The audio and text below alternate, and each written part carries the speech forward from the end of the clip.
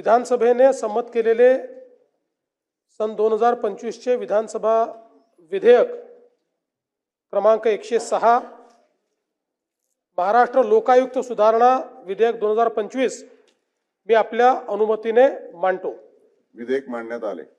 अध्यक्ष महोदय, विधानसभेने संमत केलेले सन 2025 चे विधानसभा विधेयक क्रमांक 106 महाराष्ट्र लोकायुक्त सुधारणा विधेयक 2025 विचारात घेण्यात यावे असा प्रस्ताव मी आपल्या अनुमतीने मांडतो।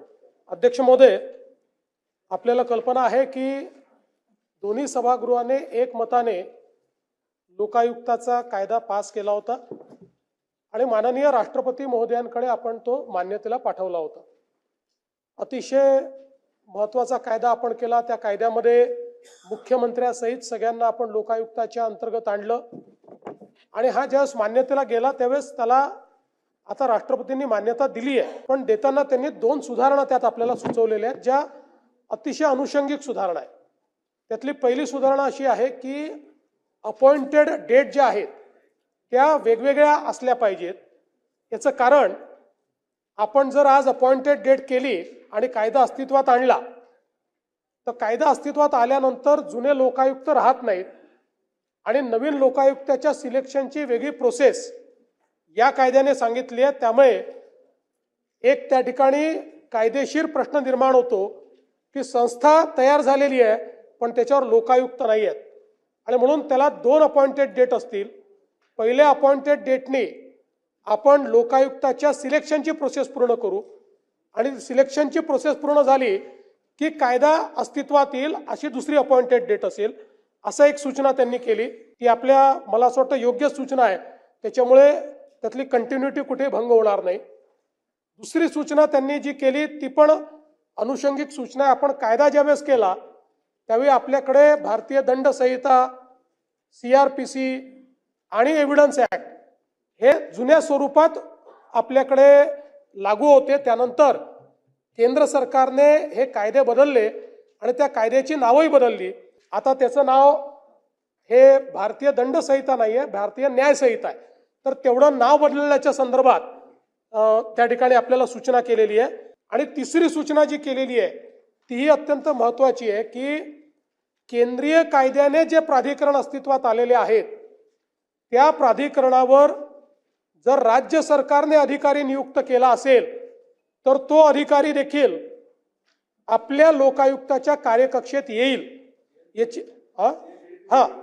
येईल अशी स्पष्टता त्यांनी आणलेली आहे।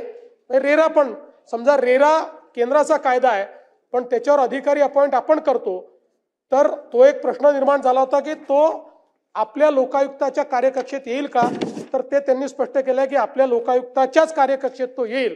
त्यामुळे तोही एक आपण असे 3 अनुषंगिक बदलासहित एनी अपॉइंटेड असेल, स्टेटने जो अपॉइंट केला असेल तो ते सगळे येतील।